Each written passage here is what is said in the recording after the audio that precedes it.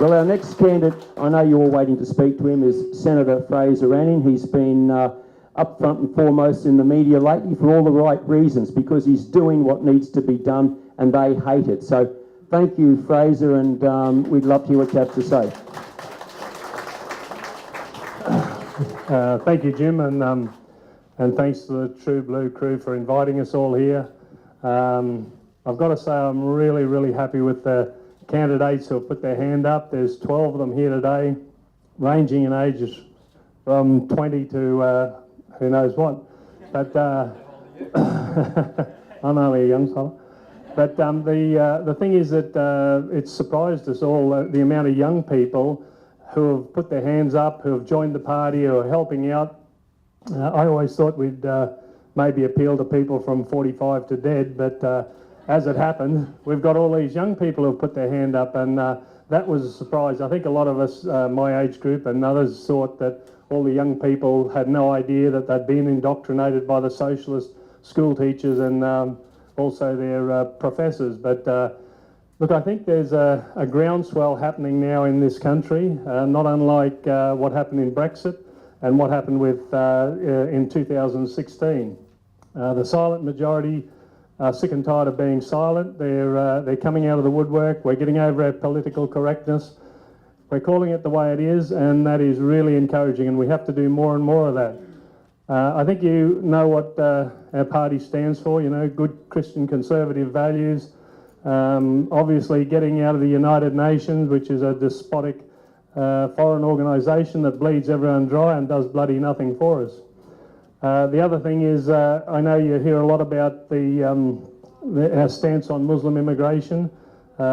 Islam is the greatest threat to our society today, and that's why we talk a lot about it. We're not only a one policy party, obviously, but that is our biggest threat. We've got to stop it now, and we've got to start Muslim repatriation.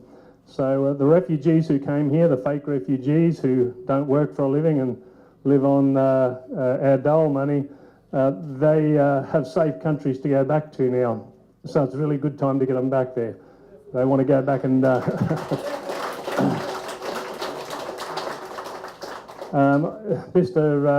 Mr. Morrison reinforced that the other day. He's now going to give another $570 million to ASIO and to the AFP, both of whom do a great job. They're the ones who diffuse most of the attacks. We'd have a lot more attacks in this country if it hadn't been for those guys. Defusing them and finding these guys before they blow us up in our churches or wherever else. So happy to give them the money, but the problem is if we keep on doing it, we're either going to run out of money or going to run out of police officers. We can't keep going down the same road. We've had an 8-fold increase in people on terror watch in the last 5 years. So if you take that and extrapolate that over the next 20 years, that's a huge problem to Australia, and Mr. Morrison admits that. But in the same time, he condemns me for what I say. And what really surprised me the other day is Mr. Morrison has decided to put our party, a Christian Conservative party, below Labor and the Greens. So that just tells you how far to the left Mr. Morrison's gone and his party's gone. So the Australian people have always been, what they've been looking for, I believe, is an alternative, you know, something to represent the decent, hard-working Australians instead of the people who live on your pay packet. You know, there's two sorts of people in this country. There's people who work for a living and there's people who vote for a living. And unfortunately, the people who vote for a living are starting to outnumber us. So if we don't win this time, we don't get some good conservative people on the cross benches, hopefully with me, if they put me back in, then we'll, if we can get those people there, we can do something, we can block their bills until we get the things that we want that starts to put Australia back on the right track and regain our sovereignty. So thank you very much for coming and appreciate your time. Thanks, David.